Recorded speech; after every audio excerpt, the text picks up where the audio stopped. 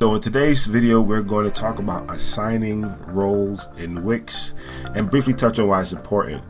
So I'm going to give a quick overview on roles. We're going to go into two examples, and then we're going to conclude with why it's important. All right.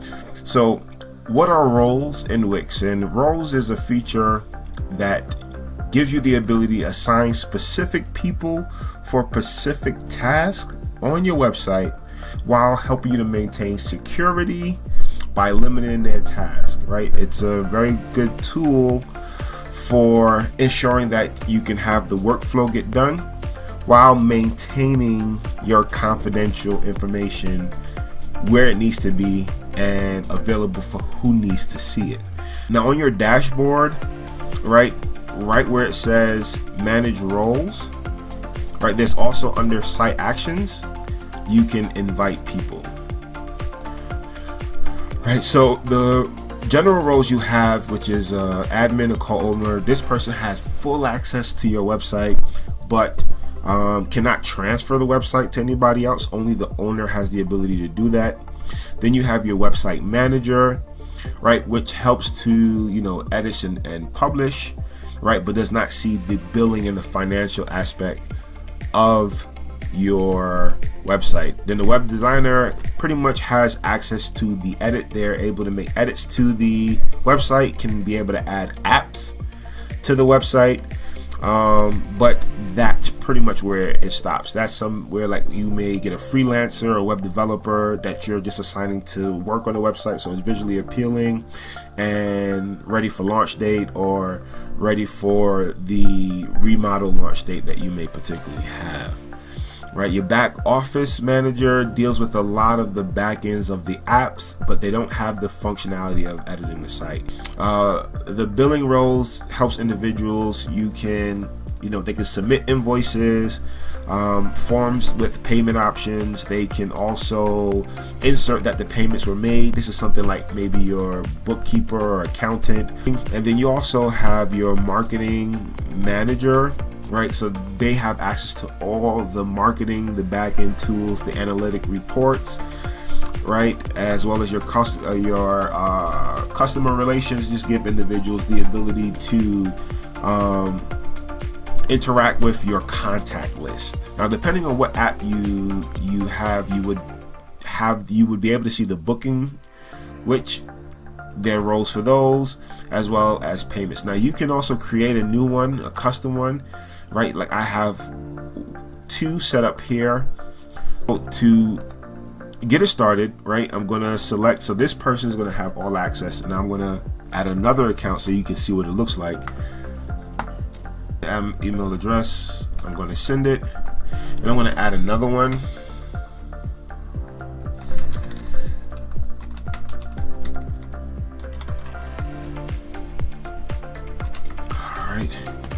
Right, and you can do it separately or tiers based on which level of access you're going to give them.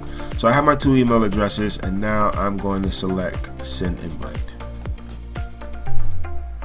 Right, now this is just back in for them, for Wix, just to get a better understanding of the nature of who's enrolling, and they do that, for their back end purposes. But I've also seen that based on what you selected, they'll also send you emails and categorize you based on what's pertinent. If they realize that you're a business owner, you will start to get emails to certain workshops. I've seen upcoming workshops which may be beneficial to the sphere of business, which they're able to tell based on what kind of apps you have, whether you're doing a service-based business or product-based business, and they have these workshops that are very, very helpful.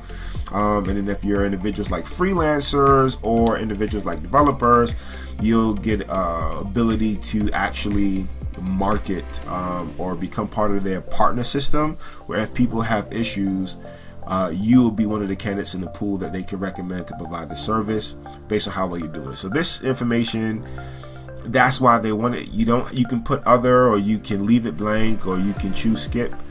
For right now, I'm going to choose skip. All right, so now you see that it says that the invitations are pending. Right, so one of the individuals should have theirs by now. Give me a minute. I'm going to log in.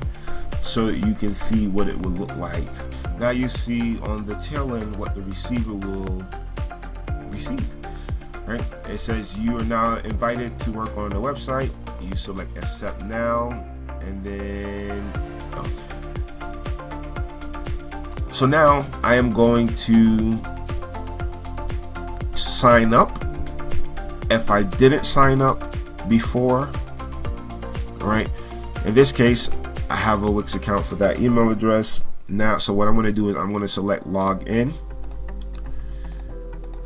All right, I'm going to log in. All right, now I am taken to the dashboard of the program that I enlisted to contribute to. Right, you'll see that, or you will see a main dashboard, right, which would have a listing of all your sites. Right, and you'll just be able to click on the site, and you'll be in, and based on what access you give that individual will determine what access they would particularly have. Right, so analytics and reports and things of that sort won't show up if you haven't set them up for that feature. All right, now with that being said, that's pretty much how it's done. But let's say time has transpired. Let's say the individual no longer works for the organization, or they successfully completed their task. If they're a freelancer, developer, writer, whatever it is, to be able to remove a role, right, you can go to manage roles. You can hit remove, right, and then they'll ask you, are you sure you want to remove? And boom, individual is removed. The last thing is that I highly recommend, right, is that you definitely create multiple administrative wise. For a lot of websites I've done 2020 and newer, is I definitely recommend having more than one owner, right? Having a co-owner. Now, for businesses, that will be the CEO, the CFO, right?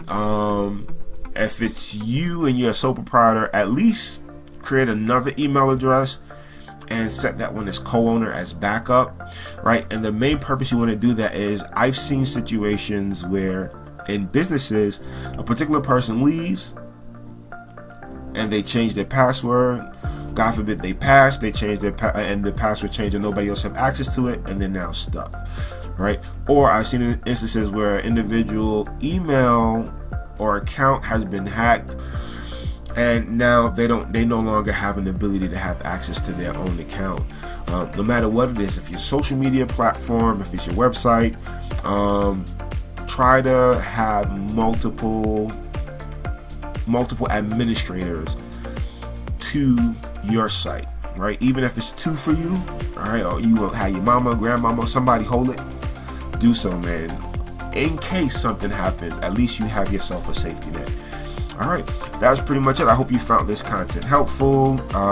Feel free to check out our website, transparencyservices.co. We also have a small business course where we use tips, tricks, and techniques in showing you how to grow your business by establishing a strong web platform, as well as social media marketing and creating a site that actually helps you to convert.